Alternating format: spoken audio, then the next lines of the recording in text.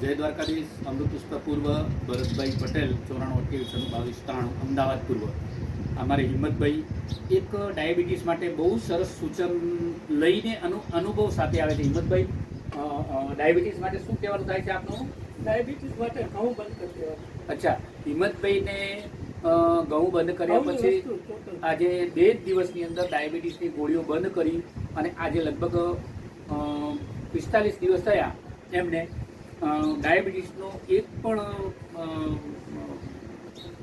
બિલકુલ diabetes normal આવે છે.